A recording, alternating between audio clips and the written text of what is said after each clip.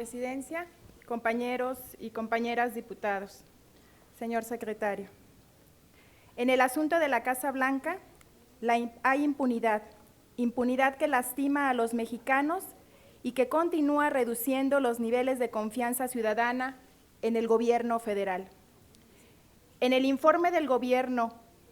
del que viene a darnos cuenta,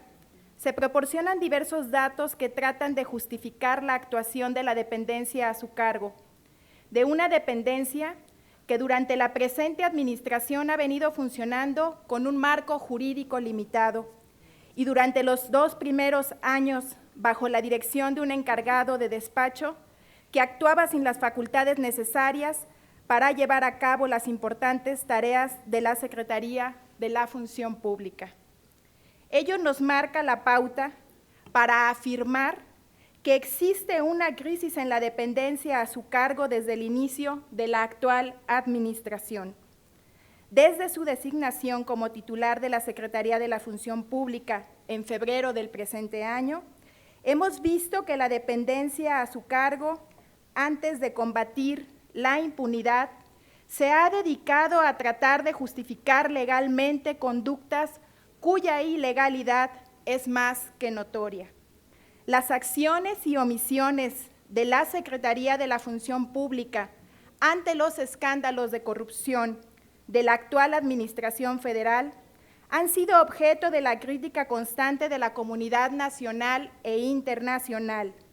mismas que si las asemejáramos con aquellos casos de corrupción que se han ventilado en otros países como Guatemala, seguramente ya hubieran dejado el cargo los funcionarios públicos involucrados. Señor secretario, la Ley Federal de Responsabilidades de los Servidores Públicos establece que cuando se tienen noticias de un probable crecimiento irregular del patrimonio de un servidor público, debe de oficio y de inmediato iniciar un procedimiento de análisis de evolución patrimonial. Es por ello, señor secretario, que de manera muy respetuosa queremos que nos informe si este procedimiento ya se inició en los casos del presidente de la República y el secretario de la Secretaría de Hacienda y Crédito Público, cuyo crecimiento patrimonial ha sido públicamente expuesto. Diputada, en primer lugar quiero comentar un aspecto que mencionó y que es de relevancia esencial en términos del marco jurídico en el que opera la Secretaría de la Función Pública. Efectivamente tenemos una paradoja importante que ustedes estarían por resolver y que contarán obviamente con la participación de nosotros. La Secretaría tiene vida por decisión constitucional ratificada en el Sistema Nacional Anticorrupción y opera a través de un régimen transitorio de una ley anterior a la vigente de la Ley Orgánica de la Administración Pública Federal. Por lo tanto, será una oportunidad en los próximos meses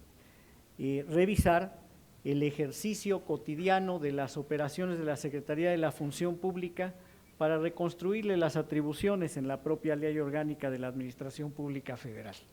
Y en ese sentido, aprovecho precisamente este espacio para mencionar la importancia que va a tener el hecho de que lo puedan desarrollar en términos de control, en términos de auditoría, en términos de responsabilidades y en términos de la gestión pública, es decir, de los 4 ejes que aquí ofrecí trabajar para efectos de tener una agenda común de debate. En relación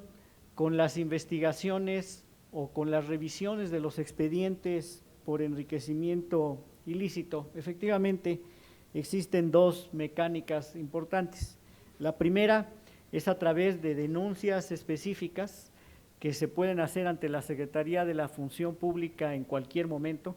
por la vía, desde luego, de la queja, para efectos de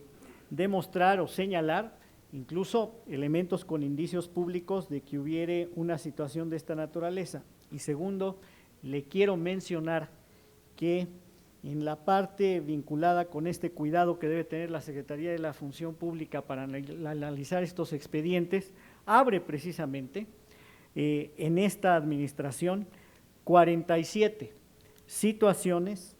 derivadas de esta administración y otras en donde haya un posible enriquecimiento ilícito por la diferencia entre lo reportado y la diferencia en lo que se puede detectar en otro tipo de situaciones patrimoniales, particularmente en las cuentas bancarias o incluso otras operaciones en materia de gastos y de otras acciones. Y en ese sentido, ningún servidor público está exento de esta revisión.